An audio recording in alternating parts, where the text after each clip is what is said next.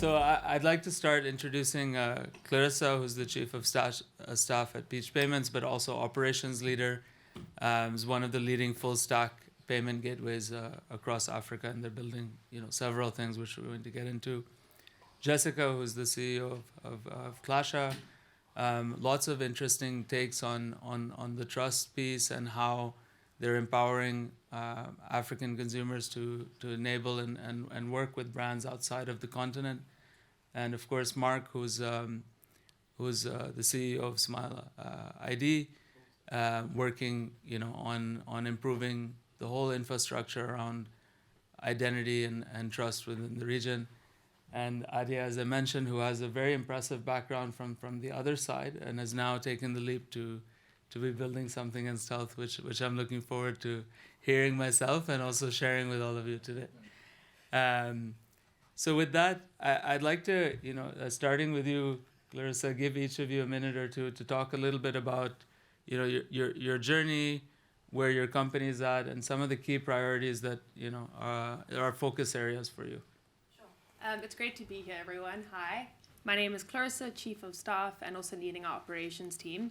It's a very full circle moment for me to be here today because when I came to the conference last year, we were waist deep in due diligence with a company in Senegal. And a few weeks ago, we announced their acquisition. So that's one of our focus areas when everyone says, Pan-African company, that really is one of our goals. And that strategic acquisition in Senegal was one of them. Another focus of ours is outside of the M&A side, on our operations side, has been actually leveraging AI in our tech teams. It's very controversial, but we actually restructured some of our teams with some of the advances in AI as well. We think that it's prudent to do so, and we see that happening around the world. So, yeah, that's us. Awesome.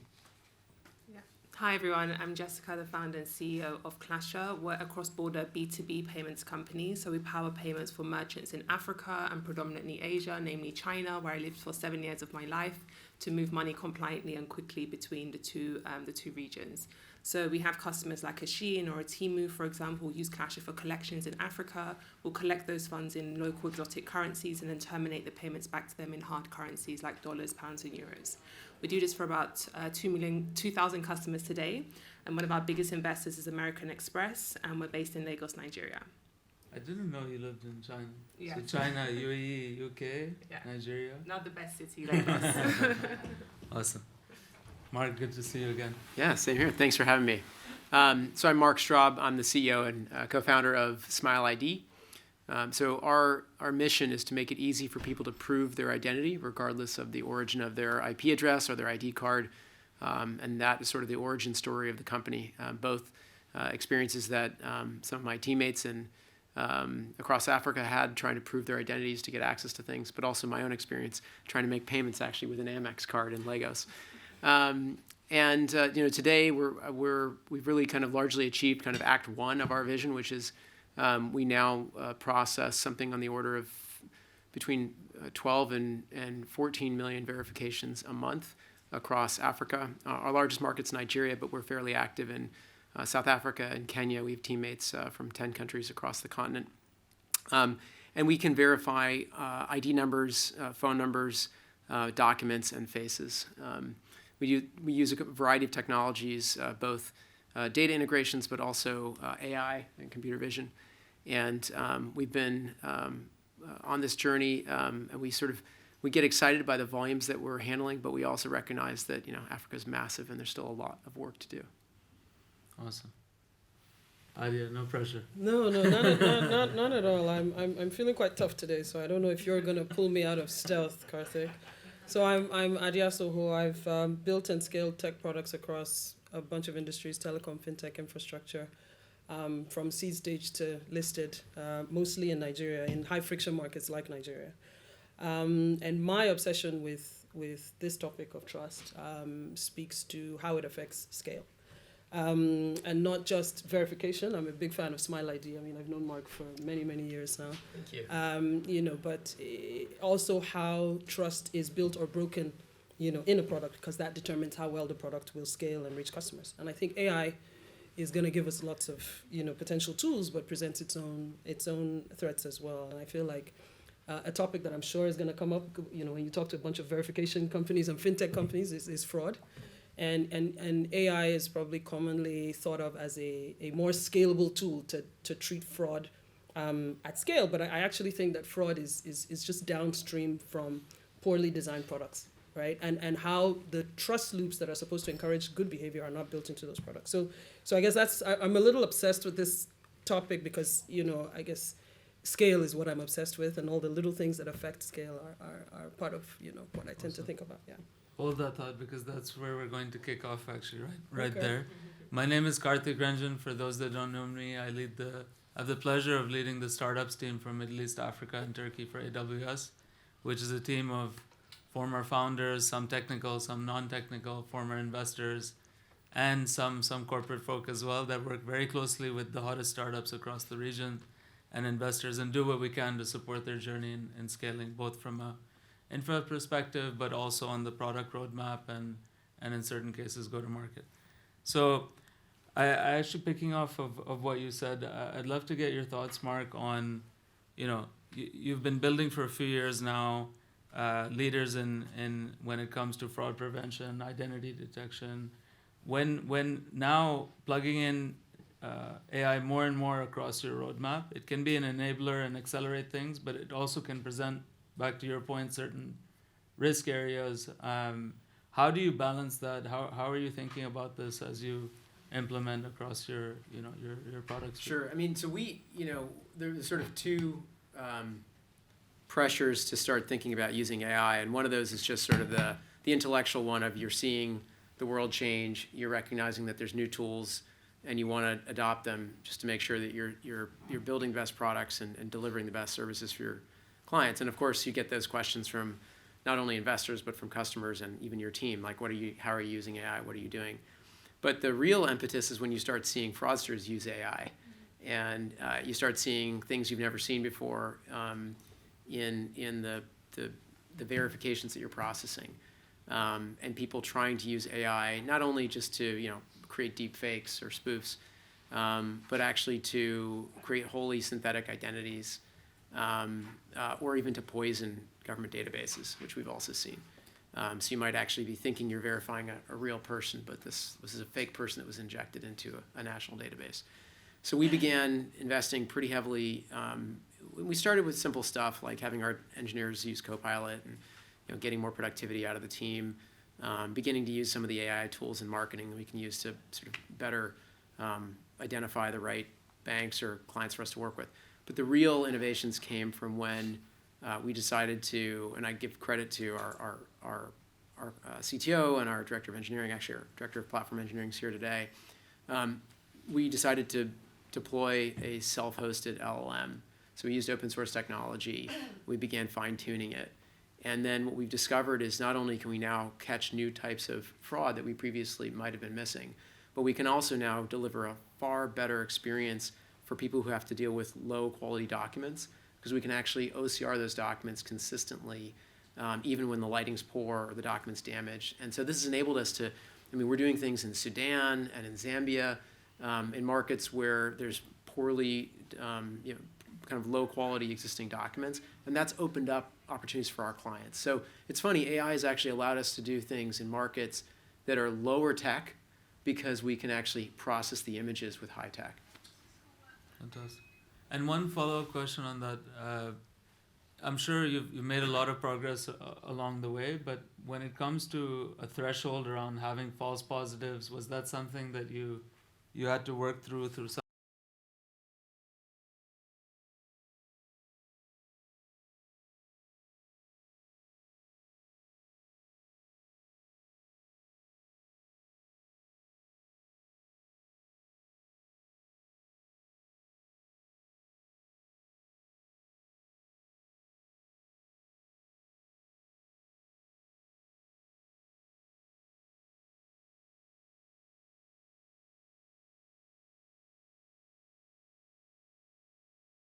Did make these changes, we've seen dramatic improvements. Recently we began using this LLM on the documents that we handle, and we saw the number of manual reviews that we had to do cut in half. And we were already doing the vast majority of our traffic with machines, but now we had even incrementally better progress that speeds things up, allows us to do more challenging geos. So we have, because of the maturity of our company, we have much better controls on the ability to do that testing before we roll something out. I think probably if we'd had AI sort of land on us 5 years ago, we would probably not be in a position to make use of it very well, but we are today. Awesome. Jessica, I'd like to go to you next. And, you've been helping on, like I said before, you've been empowering consumers to be able to connect with these brands who, without this infrastructure wouldn't be able to do before. On their side, you've been helping them enter the continent and unlock a whole new suite of customers. And there's a big theme around trust, and Klasha being there has kind of enabled that trust. And this journey was happening before a lot of these tools were released. So, from both before and after, I'd love to hear your thoughts on whether anything's changed or you've been able to embed some of these into your roadmap as you really go back to the core of the problem you're trying to solve for the customers and brands. Yeah, so I think one of the biggest challenges has just been, with AI specifically, has been cultural and contextual mismatch. So a lot of these AI data systems are trained on people from OECD economies and not the global south. So that often means that legitimate transactions are flagged as fraudulent or high risk, and we have to then, as a company, recourse and try to legitimize these transactions, which then in turn, creates a negative and low trust environment for our consumers and our businesses. I think the second challenge that we faced post AI implementation is probably the lack of recourse and clarity. So things are going to go wrong in cross-border payments. On average, there's 16 hops to send a payment from Nigeria to China, for example. And if an AI is not able to eloquently and knowledgeably tell that user or business why their payment has been rejected, then obviously that creates a non-enabling environment for that business to come back and use our platform. And then I think the last point post-AI is, Africa is still very manual. It's still very relationship-based. A lot of us who work in FX obviously have very sophisticated OTC desks. And often African businesses do not want to interact with a bot or an AI. They want a human to speak to interact with, to execute that transaction. Believe it or not, we have tier 1 enterprise businesses who just do not want to use our platform. They want to WhatsApp us, can I send $2,000 or $200,000 to wherever? So I don't think AI, is able to solve those unique challenges we have in the global south. And I'm definitely seeing my team thinking more and more on how we can solve these challenges at scale as we continue to get to economies of scale and critical mass as a business. Awesome. Clarissa, you touched a little bit upon the acquisition journey that you've been on, and also we've been working together on embedding AI across a few different use cases on the Peach portfolio. How are you seeing? Are you seeing any of that help you accelerate kind of the integration that's happening with these businesses, or are you more focused on your other pillars around security? Would love to hear about that. Sure. I think with payments, it's such a highly regulated industry, and regulated from a sovereign aspect of like your reserve banks, your cross-border governments tracking funds, but then also like your card schemes, your Visas, your MasterCards. So there's so much regulation wrapped up around it. And that can, from a security perspective, make teams quite nervous to start playing with AI.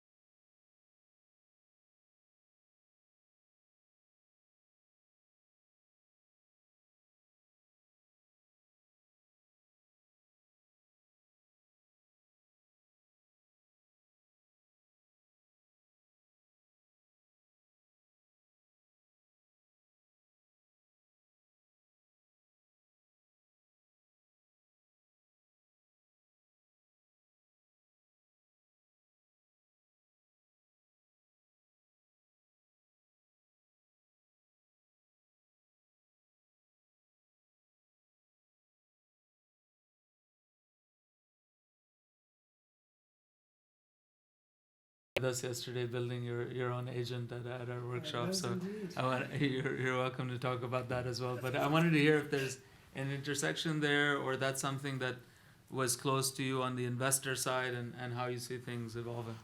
I mean, so Mark and Jess,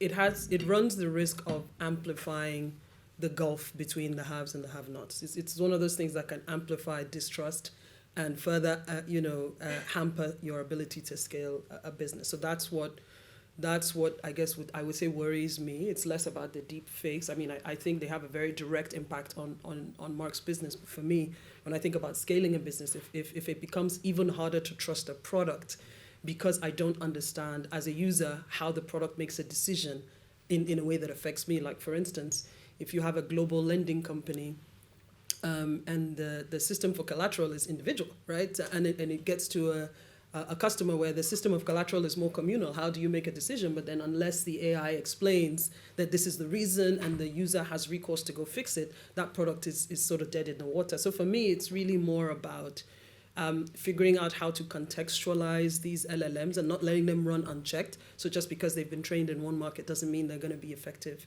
in another market. And then even for us locally, articulating the important aspects of what that context is and using that and knowing what to actually retrain an AI with so that it suits us. Awesome. I was just going to add something to that, and maybe we'll make this conversational. I actually think that's the really interesting opportunity is the extent you can start localizing the training. I was having this conversation with someone yesterday that we were recruiting. They were asking me about AI, and I said, do you know any other company that has trained an LLM on Zambian national certificate registration documents? And they were like, why would you do that? And I was like, well, because if you do that, you can allow all these consumers to get digital loans that otherwise can't do that, and the banks aren't lending. And once you do it, you can do it 100,000 times a month.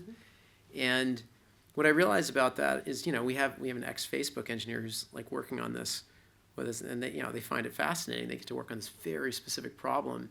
But that's an incredible thing that you can now use this technology, but you have to have people then sit down and spend the time to localize it and solve the problem. But when you do that, it's like magic.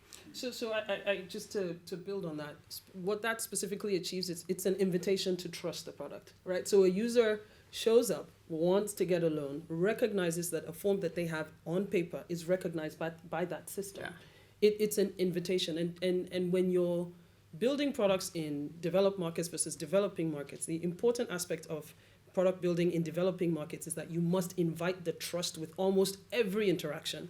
Developed market products assume baked in trust.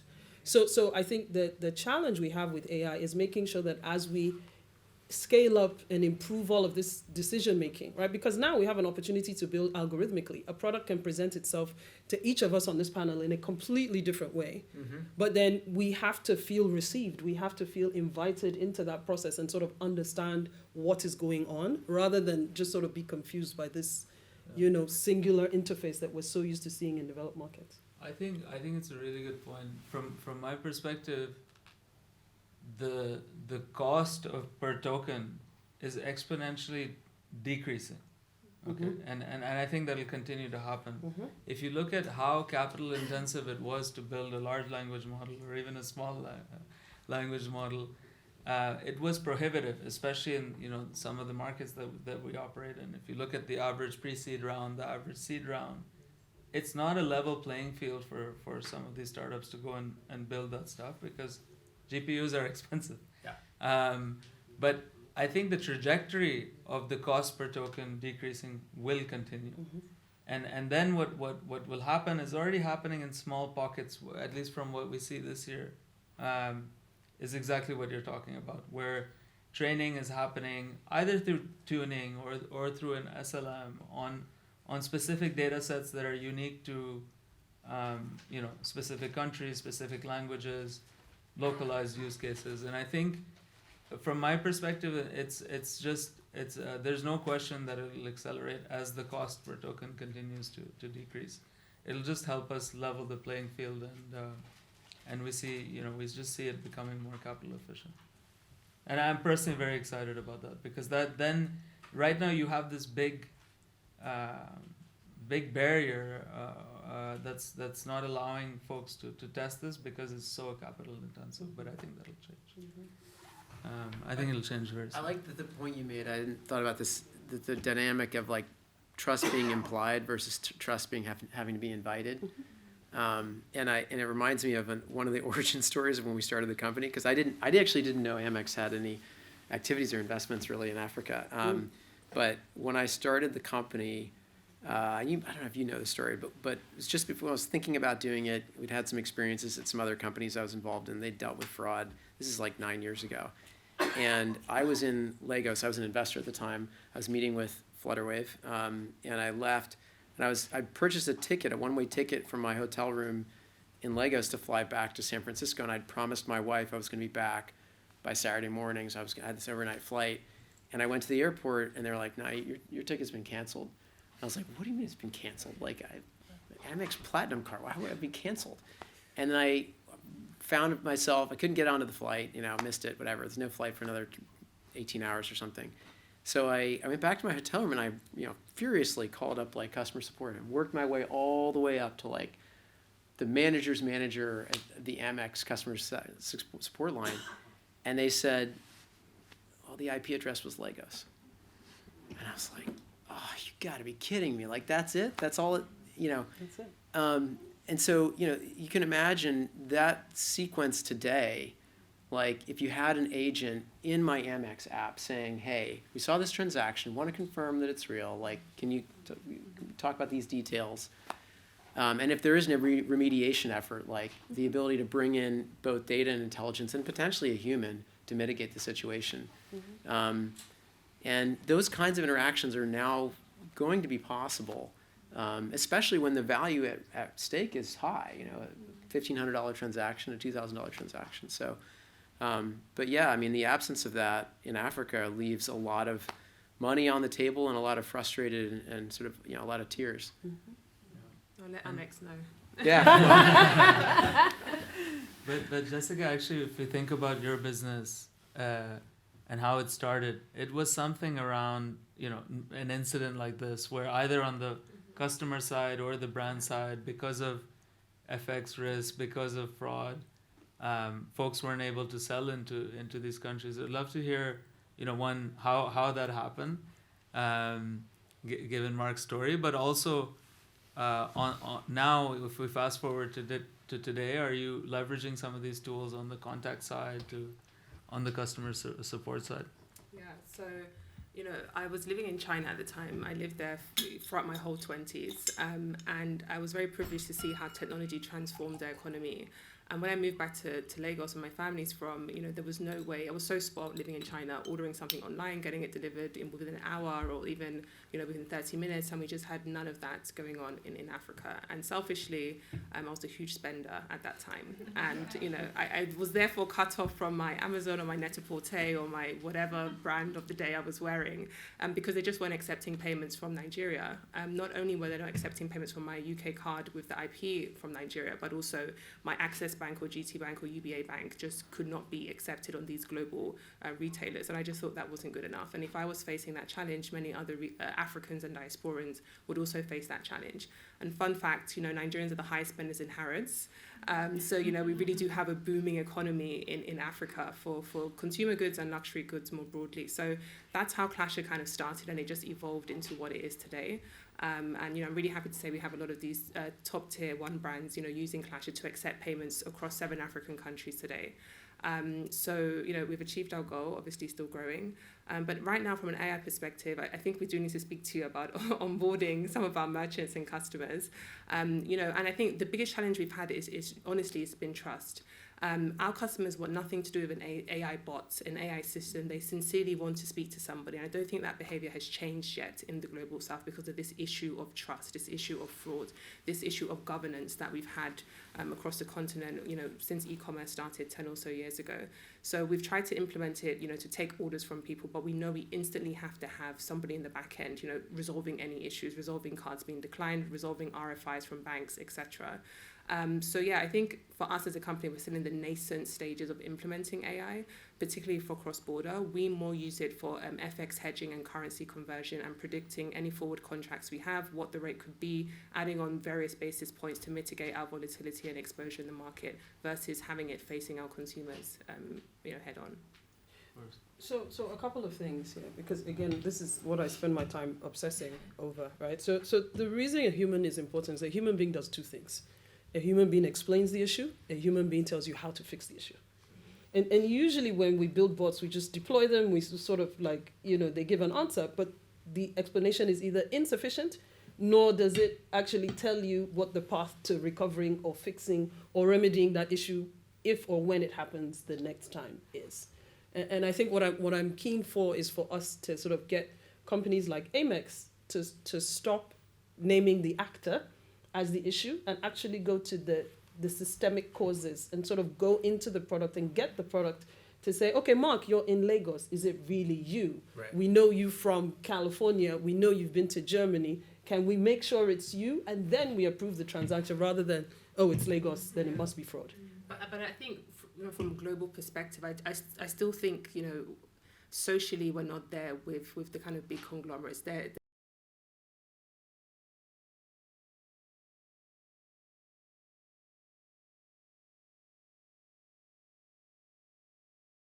have to become a basis for competition at some point, right? Is who can figure out how to trust, right, in a way that's not as dismissive as some of the current systems are. Mm-hmm.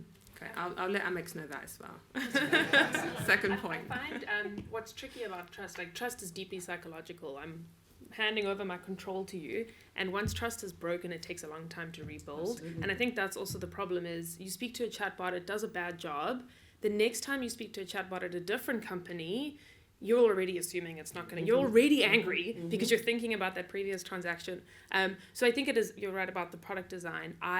This is embarrassing actually, but I was working with, we have employee shares and I was working with our provider and I'd popped them an email. I had a query about how to do something on our dashboard and they responded back and I said, thanks so much, and addressed their first name and went back and forth. And then only at the end was I scrolling through and I realized I was speaking to a bot because it said it at the bottom and I was so embarrassed. I was like, I recognize this bot and like addressed them like, hello, Susan or whatever. But it had been designed so well. And I think that's what you need. But if you have that bad chatbot, you're just assuming it's going to be terrible forever, yeah. Because I've seen consumers trust systems at scale. Yeah. But those systems have to meet certain conditions that satisfy the need for explanation that the customer is looking for at the time. Yeah.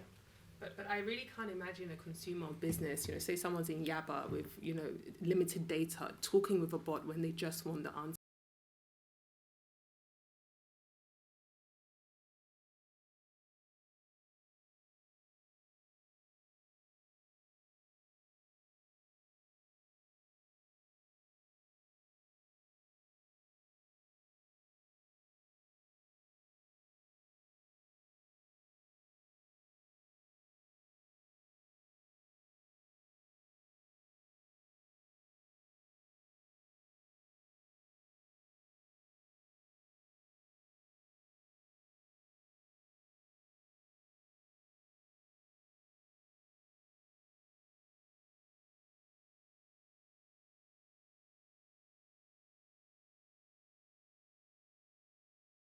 $20 megabytes. And all of the other ID verification companies we'd seen from the US or Europe, their SDKs were like 25 megabytes. So you can't ask a neobanking app or a lending app to take a 25 megabyte SDK and stick it into a 20 megabyte app and then force consumers to download it. So we had to build to that constraint. And as a result, we actually built something that was more useful and appropriate for our clients in Africa. Eventually, like, things have changed. The amount of data people can consume has changed. But that's what has to keep happening. You've got to, hopefully the internet will get better. Hopefully the price of data will get a little bit better, but you'll still have some constraint you've got to build to. And I think, that's a theme across. So Amazon took a long time to expand outside of developed markets. So when we launched India, realized that this 500 megabyte app is not going to work. Right? So we also had a custom build for 30 or 40 megabytes. So I think it's a good point. I mean, it's the customer is not the customer's problem. It's our problem to figure out how to make it right for their environment, infrastructure, etc. I also think that infrastructure will accelerate dramatically, right? Elon Musk is working on something. We're working on something that hopefully will change. Obviously, that would be nice. But I do think that the infrastructure limitations that we have today in some of the largest economies in Africa probably won't be around 5 to 10 years from now. I mean, they might be. Okay. I'm And optimistic. I think for me, I like that we've already brought the word constraint into the conversation. Another word, because people still live and work and breathe and succeed and build wealth somehow in these markets.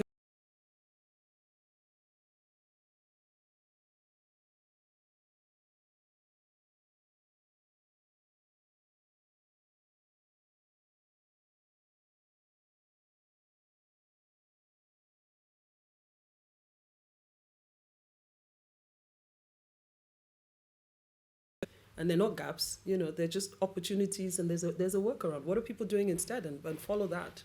That, I think, is the real opportunity. And I found that, sort of being born in Nigeria, educated abroad, coming back to Nigeria, of course, I came back with a suitcase full of frameworks, and I thought I had all the solutions to all the problems. No. You know what I mean? And I think we need to shift our lens and sort of, have the humility to say something here works, and I have to figure out what works here. And it usually looks like a workaround, right? And then we take that and then turn that into infrastructure. Well, I was going to say, what I really love is when you find the workarounds and then you figure out how to use technology to automate them. Oh yeah, that's like when that's where it started clicking for me. Like we have an odd company in the sense, my company has people from all these different countries and different contexts. We have people who've worked for the Nigerian government, people who worked for Facebook. You can imagine, like, those are different cultures. And somehow we've made it work, and it took me a while to kind of figure out what it was. And then at the end of the day, it was kind of like starting to figure out how to trust people for, like, the things that they are really good at. And, like, not everybody's good at everything, but if you kind of figure out, okay, we get to this issue around this particular thing in Nigeria, like, don't try to tell, like, just listen, right? Just listen and observe. And what we started figuring out is, like, oh, okay, that may not be the way I would have approached the problem, but the way they're doing it actually works. Mm-hmm. Now, how do we replicate that, scale it, automate it, create a policy around it, whatever? And then the team feels like they're not breaking the rules. They're actually, like, they're actually running the playbook. But it did take a while, and I think there is something to that kind of observe and watch and learn and understand the workarounds, but then figure out how to automate. And that's something I think we've maybe stumbled into, but it seems to work. But every company that stumbles into that becomes a unicorn. Like it's the fact that we from your lips. we keep no, it's true. It's like we keep being surprised when that surprises us. But it shouldn't surprise us, because if we sit down and analyze some of the most compelling unicorns on the continent, they all wrapped technology around what people call a workaround. Workaround, yeah. Yeah, certainly a lot of the payments companies. But anyway, that's a different. We're going off in a different. Sorry, I get excited. Sorry. I want to make sure we have some time to address questions from the audience, but before we go there, I'd love a prediction from each of you around, in the next 5 years, how you think the adoption of some of these technologies will impact, some of our largest economies on the continent from a startup venture perspective, right? In terms of, it could be around verticals, it could be around things going well in certain sectors, worse in others, automation. It's open, and I think that'll be a nice segue to open up to the audience for questions, starting with you, Adia. Okay, so I touched on this before. I'm hoping for a world where trust is more than a compliance, something on your compliance checklist that you need to check off. And I feel I would like to see us start building products that invite trust, and I'd like to see that convert into value, and hopefully change the conversation so that, I can use my cards where I need to use my cards without limitation. So trust or AI-powered trust as a competitive advantage is what I'd like to see in products. Awesome. I have maybe a bit of a contrarian view on kind of AI and the impacts on talent and labor. So I know, like, people always think about, machines and automation sort of displaces labor. But I like the saying that, your job's not going to get taken by AI, it's going to get taken by somebody using AI. And I have found, at least with the developers and the digital marketers that I've worked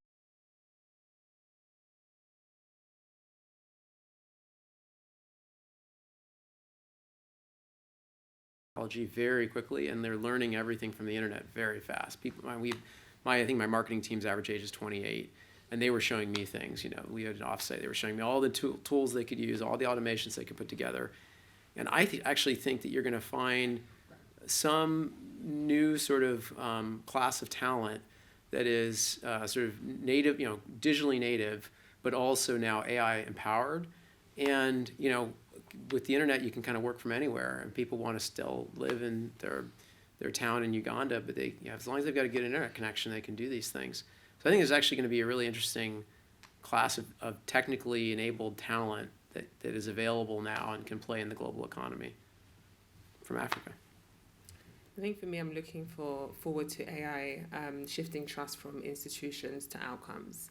I think as a fintech, our biggest upward battle is creating trust within our customers. They tend to use banks or, I guess other FIs that are more established. But what I'm looking forward to doing is consumers and businesses focusing on the outcome. Can I actually send money through this platform irrespective of, how small or big they are? And I think AI will really help galvanize that and, close that loophole faster. I think there are going to be a lot of false starts with AI still over the next 5, 10, even 15 years. But one thing I'm looking forward to is connection. So, for example, in this deal that we did in Senegal, all of the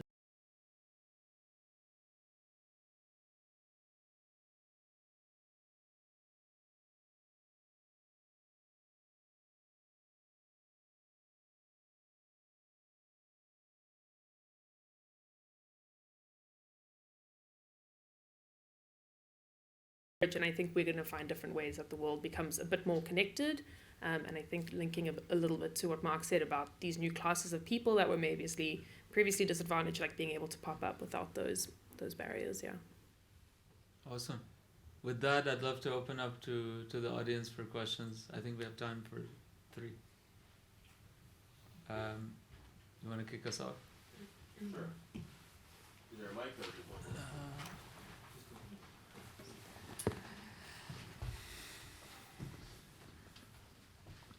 Thank you. I'll be selfish and ask 2 questions. Adia, I love your perspective on engineering trust as a competitive advantage and how companies can do that and gain value from that investment. Can you expand on that thought in sort of practical examples you've seen where companies are actually doing that today? Mm-hmm. And then the second question, Karthik, as you said, AI will be sort of the digital future for a lot of these investments that we're making in tech in Africa. From an AWS perspective, how do we sort of reduce our costs in terms of the distance our data has to travel, especially for us Nigerian CEOs, where we can build infrastructure and have it talk to your local infrastructure without having to incur these large inference costs traveling to multiple hops? Thank you. I'm glad somebody brought up how expensive AWS is. I have a follow-up question, which is when we're going to see the full stack in South Africa. Okay, so a lifetime ago, I worked for a fintech in Nigeria called Migo. It was one of the first fintechs that pioneered lending over the phone. And at the time, we were doing 10,000 loans a day and outlending probably 80% of Nigerian banks. But one of the most impressive things about the product was the lack of questions it had to ask you, right? So the conversation with the customer was dial this USSD code and you will be told how much you can borrow, okay? So that really was all it took. The customer would dial the code and immediately we kept the promise, right? And told the customer how much they could borrow. And then we didn't ask, collateral, transactions. We looked up all of that by API on the back end. So again, we reduced the amount of work we put on the customer and we let the tech do the work. And then the only question we asked was, what account do you want to receive the funds? And usually they receive the funds in a minute flat. I'll tell you, I could probably only fully account for about 10% of my marketing efforts. The rest was virality because people would not shut up about the product. And it was simply because they expected this and we gave them this. Okay, and when they couldn't get a higher loan amount, so these are some of the things we didn't get right. And just sort of listening to the calls that came into the call center, they were consistently about, okay, I want to borrow more money, Why can't I? So then we would work on the product to sort of explain to people, okay, if we can't borrow you money today, here's what you need to keep doing. Here's when you should check back. And then you should be able to get a better result. So we focused on the explainability, right? And if they'd done something wrong, so like if someone paid a loan back late, right? And the amount they could borrow then changed, often it would reduce. We would tell them, this is the reason. However, if you behave in this way, you can then recover and get back onto the path that you desire. So these are all sort of multiple conversations that the product itself was having with the customer. And of course, now with AI, these conversations can be fully enriched. You can do this with natural language processing. It can be in their local language and so on and so forth. So I would focus on explainability, recoverability, and consistency. So, I mean, the Africans in the room, especially the Nigerians, know that with every product all the time, the primary question any user is asking is it working? Yeah. It doesn't matter how big.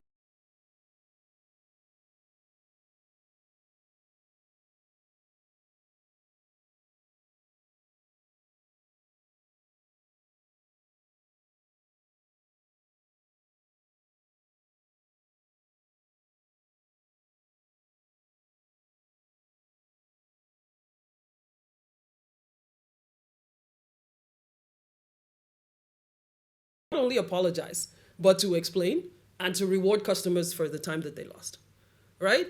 Top marks, right? And I think 5 or 6 CEOs in Nigeria have apologized since. This is something that didn't happen before.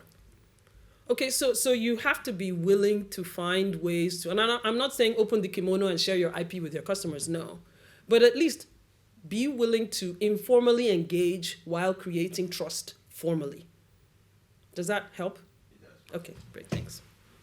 I'll address the AWS question briefly so we can jump to other folks. But I think there's a few things, and I think it's a good question, especially given now we're talking about inference and training with more and more customers every day, right? So the first piece is really important to make sure you're in touch with the folks that are covering or managing your account, because we all look at cost optimization scores. I mean, it's a key metric for the team, and that's just the way we ensure retention of our key customers. So that's one. Two is, as probably know, we have one of the largest or the largest credits program in the world when it comes to supporting early stage startups. That's across the VC accelerator, incubator, and in some cases even angel based. And the third is, it's linked back to the first one.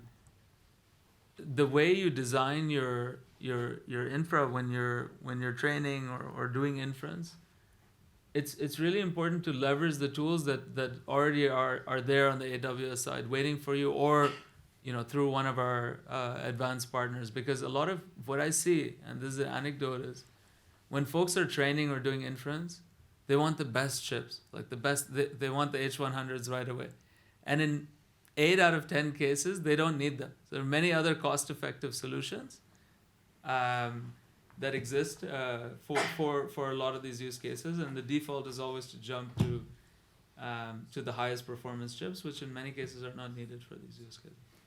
When are we going to have H100s in South Africa? I'm working on it. Okay, good. Karthik, I've run out of credits. Karthik, can I get credits for my in-stealth startup? Thank you. Next question.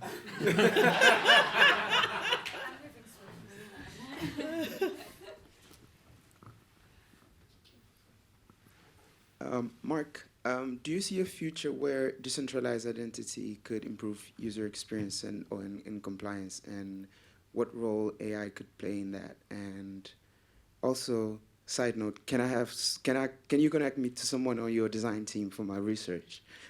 But okay. We can talk about this later. Sure, I'll take the first one now, and then maybe we can talk afterwards. Decentralized. Actually, I've seen a few things recently that are really interesting in decentralized identity. I'm still kind of formulating my opinion about them, sort of philosophically, but from a technology standpoint, some cool things I've seen are two examples of technology, and these are not things that we do today at Smile, but I'm looking at them. So one is the idea of embedding a credential in a QR code that can be printed or that it can exist on a screen. And so whether that's, a hashed ID number plus a biometric or just a biometric, you could be able to carry around a credential in your pocket, either on a device or on a piece of paper, that would then allow you to, if you had an authenticating device, take a selfie and take a photo of the QR code and essentially match and say, yes, this credential is you. You are the person that's presenting it. So what's the use case for that? Well, maybe you're going someplace to get a service, a government service, or a healthcare service, and you need to prove that you are, in fact, the owner of that policy or the owner of that ID card.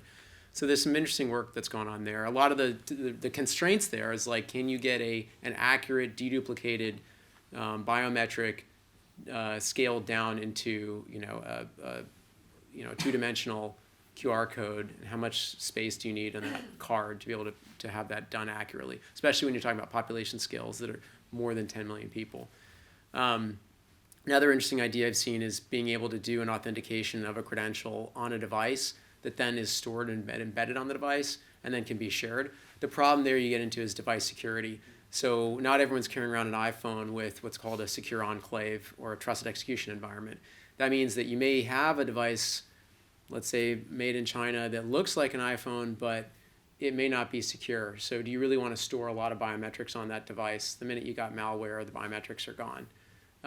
And so we look at all these things, and I try to sort of see the future to the extent I can. I really do like the idea of these kind of offline credentials, and I think that they can add a lot of value. Maybe not in the major cities where we're operating, but there's still probably a couple 100 million people in Africa that currently don't have any easy form of verification. And this could be an interesting way of extending that, especially in markets that are, quite frankly, further behind. Not even where, let's say, Nigeria or Kenya or South Africa. Those markets are, I think, quite frankly, ahead. But there's many other smaller countries that are behind. So then there's some interesting technologies there. Folks would love to take more questions, but Lauren is giving me a stare. I mean, I'm more than happy. Okay, one more? Yeah, Okay, yeah. good. Thank you. Thank you. My name is Olamide. I'm a senior manager at Wimbert. We manage PR for some African companies and in emerging markets. My question is to Jessica. I think we've all acknowledged how unique and fragmented the African market is. And you obviously work in the cross-border space, and we have the likes of Verto and all of that. What I'm interested in knowing is, despite important what you offer is, I mean, the problem is there, and you offer the solution alongside these other companies that I've mentioned. But it's interesting to note that I think about 90%, if I'm correct, of these cross-border payments, especially B2B, still go through the traditional banks. And I know we've talked about AI, we've talked about trust. So I'm interested to knowing your thoughts, maybe based on the data or the insights that you have as to why this is still the case. I mean, it's a different thing if the solution is not there. The solution is there, staring at us at the face, but what's the reason? Why is it so hard to transition from those traditional institutions who do not necessarily offer what you have into tech companies like yours? Yeah, well, what's interesting is that many of us tech companies are powering the banks. So I don't care if it's going through the bank or going through Klasha. We still, make money alongside the value chain. But I think it just goes down to trust. I think we've spoken about trust so much. The incumbents have the trust of the consumer and businesses in Africa. Fintechs, cross-border fintechs, I think the cross-border boom started in 2018 when many of us came up, Klasha, Verto, on the consumer side, Lemfi, Nala, etc. So I think, unfortunately or fortunately, there's a lot of mistrust in the cross-border payment space. It's very difficult to know if your $200,000 is going to be terminated to China T+1 to 3, like as promised. But, with banks, there's somebody to hold. With fintechs, we're decentralized. We're all over the place. If something goes wrong, a lot of fintechs can disappear and or, create environments that make it difficult for you to recover those monies. So I think that is the main problem. But us as fintechs are extremely innovative, we're extremely malleable as well, which means we now power a lot of the bank's liquidity. So for Klasha and for fintechs like mine, whether they go to a tier 1 bank or an incumbent, or they come to Klasha is still part of that value chain and making their gross margins on that transaction. So we found a way to collaborate and solve this problem versus kind of going head to head and battling with the banks. The banks have a lot of stringent framework around them with central banks, so they can't do things that we can do do as fintechs. Although we are also regulated, we have a bigger risk appetite. I don't know if my CTO is here, I shouldn't say that too loud. So but we're able to be more flexible with what we do, which allows us to serve our customers, faster and cheaper. But unfortunately, Africa isn't ready for the types of solutions we offer in all the markets that we offer in. So Nigeria is very sophisticated, so is South Africa, Egypt, and Kenya, but maybe smaller countries like maybe Zambia or Sudan or Uganda, the consumers there tend to trust what they know, which is the incumbents.